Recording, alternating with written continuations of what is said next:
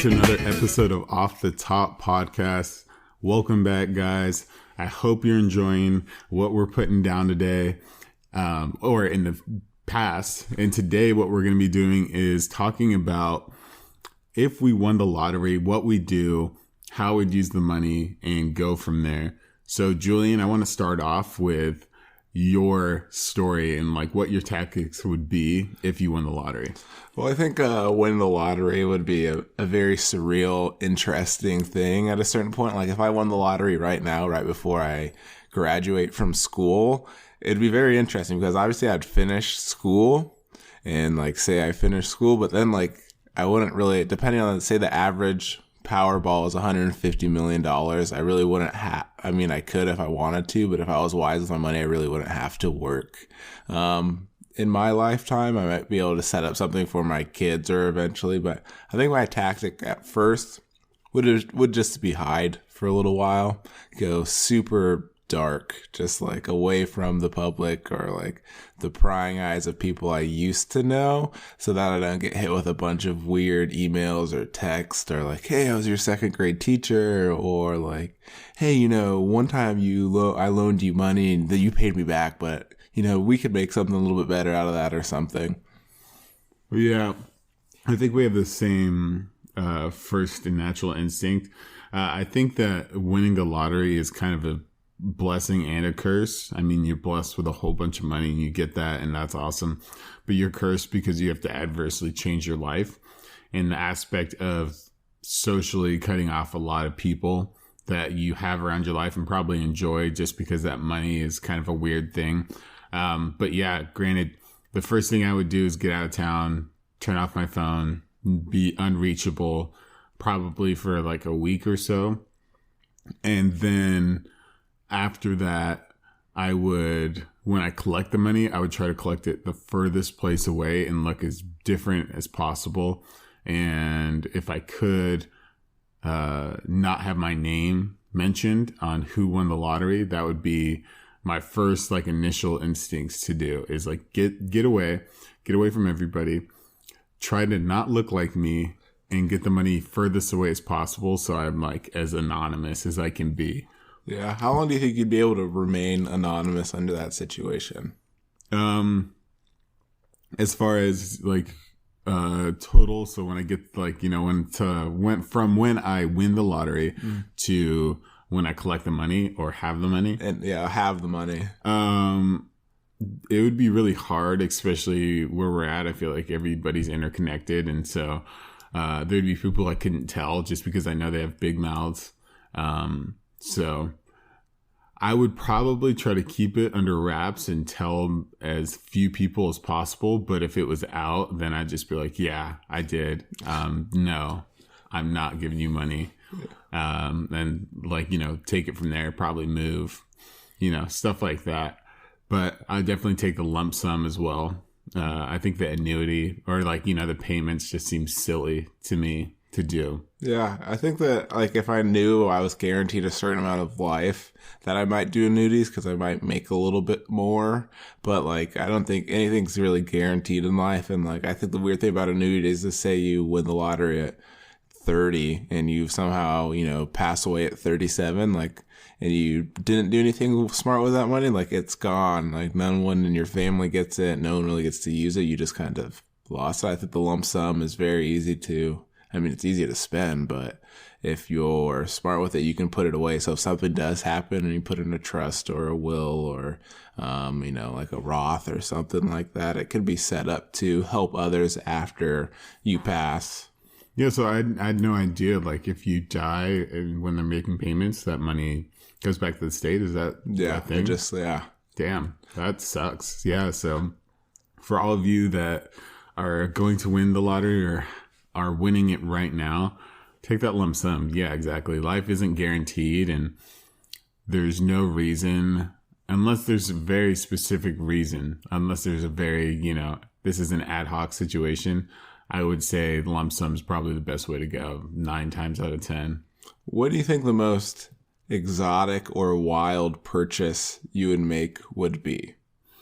So there's a few purchases that people close to me know that I would do. Like, these are my made it purchases. Mm-hmm. And I don't think this is exotic, and I can't tell you exactly what it would be just because I'm not in that mindset.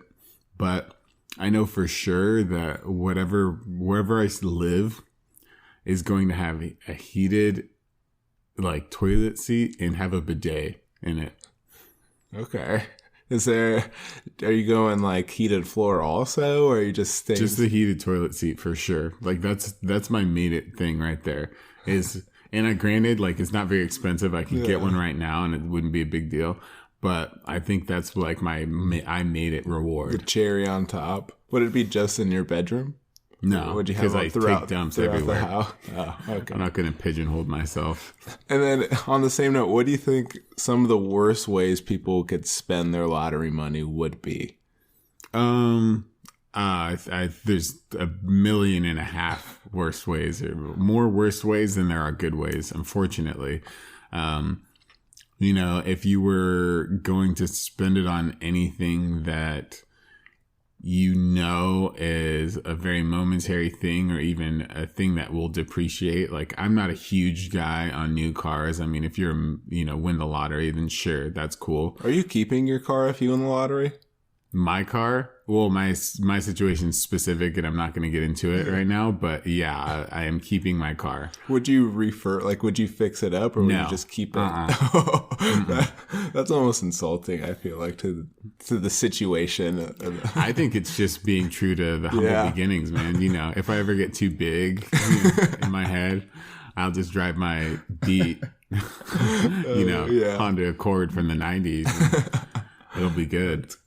I think when we're talking worst payouts, I think I saw a thing. They have like something called lottery. Lottery changed my life. And I saw someone spend all of their lottery earnings. I don't want to say it was like 150 million, but it was in like the double digit millions.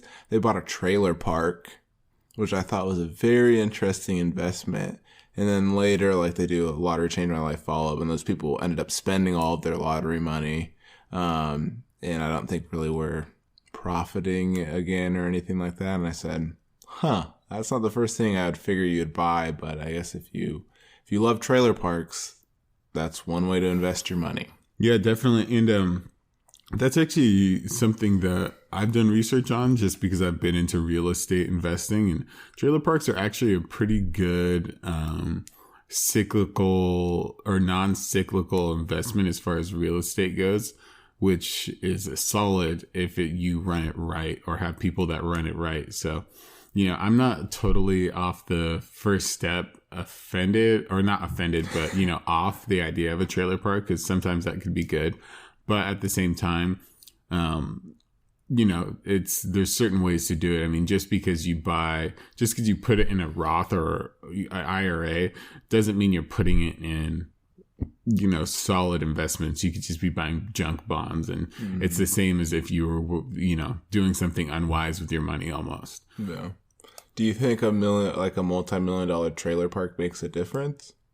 Makes a difference in what? Like, if you, I think what I saw is they put over 50% of their winnings, so millions of dollars, into this trailer park. And from what I saw, it wasn't the greatest looking trailer park. I don't know, maybe they did something else with it that's involved in the trailer park, but I really didn't see much to that. So, I mean, the reason why I feel like you'd want those investments is and this might get a little too technical for if you win the lottery, but basically investments like that, apartment complexes, trailer parks, you're looking for your capital, like CapEx, which means basically how much money you're getting back on the money of the value of it all. So it just depends. And that's basically the gist of it all, is how much money is it producing? And that's, directly correlated to what it's worth. So I don't think that putting millions and millions and, millions, like hundreds of millions of dollars, if that was the case, into a trailer park is the wisest decision, just because, at that point it sounds like a very expensive endeavor. But who knows? I mean, just because it's it sounds like a money investment to us, it could have been a totally emotional investment, or there's some sort of tie or connection. So it's hard to dive into the numbers without having them or, reason, but interesting. That's a very interesting purchase. So do you think the lottery, when it was created, whenever it is, I mean, there's hundreds of thousands of lotteries out there, from I guess you can count video poker to scratch-its to Mega Millions, Powerballs, etc. Do you think it's a good thing?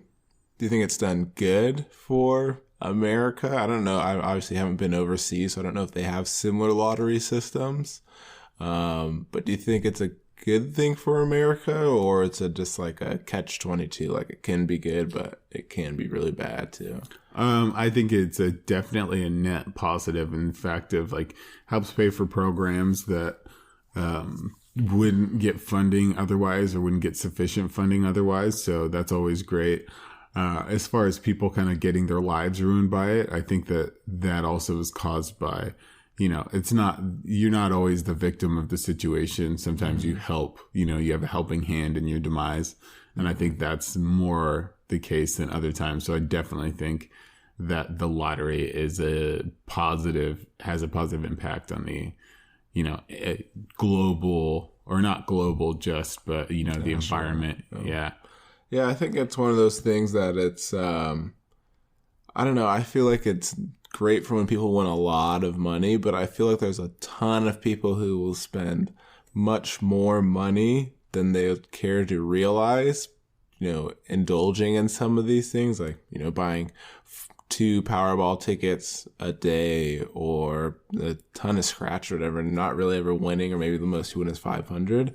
I think it kind of sets up a certain part of society to do, kind of use their money in opportune ways. Because I bet the percentage of people, I don't bet, but I feel like the percentage of people that are often buying lottery tickets aren't as financially stable as some others.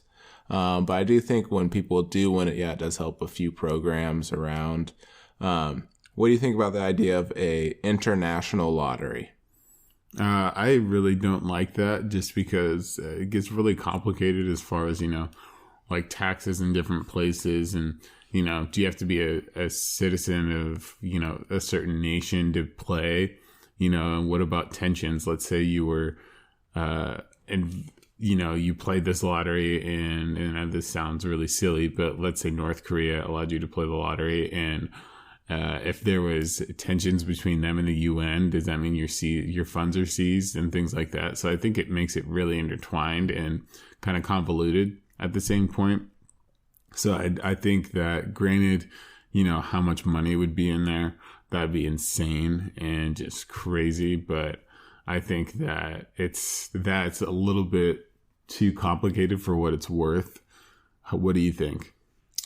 Well, my follow-up question first would be, do you think there will be a international, a equal currency, or a international currency? Are you wondering, do you think in what we'll ever time get to frame? the point? No time frame. Do you think we'll ever get to the point where all currency is equal, or we have an international one where you don't really have?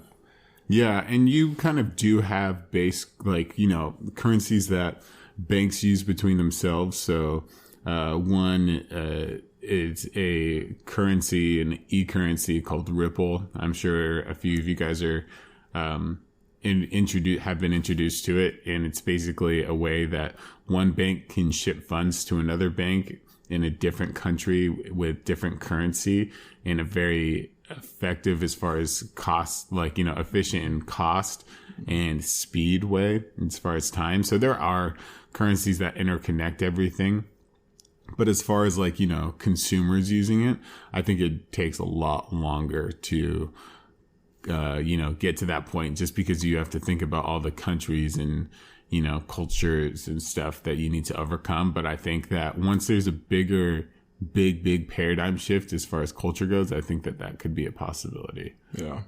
I guess going back to international lottery, I think from a business standpoint, if I could create it, sure, I would do it.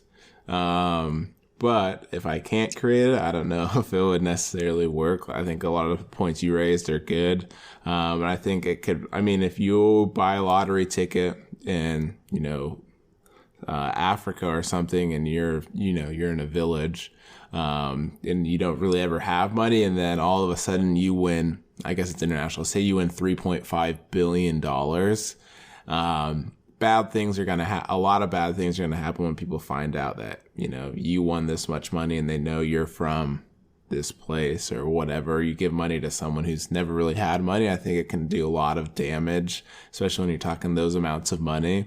But I do think if we go to international currency, I think it will happen. I think they probably think about it or have thought about it and are just looking for an easy way to do it. I think that's what I think. Yeah, I mean, you raised some pretty good points as far as, the repercussions of the people that win the lottery. And I feel like you kind of sense that around these parts. And like we mentioned, your life has changed a lot and you have to cut a lot of people off because them knowing that you have money changes a lot of things. And granted, in the U.S., you feel a little bit more safer as far as like extortion or, somebody's not going to kidnap your kid, most likely. But in other countries, that might be the case for sure. Yeah. So I think that wraps up lottery for us. Today we're trying a little new segment called Just Short, something a little bit more structured but casual, kind of like our lazy Sundays or whenever we do our next one. We hope you guys enjoyed it. We hope you enjoyed Cinco de Mayo yesterday or whenever you're listening to this. Any final words on the lottery, Jordan? No, man, I hope everyone wins it. Yeah, me too. And if you do, make sure to subscribe to us and help us with our infrastructure for this podcast.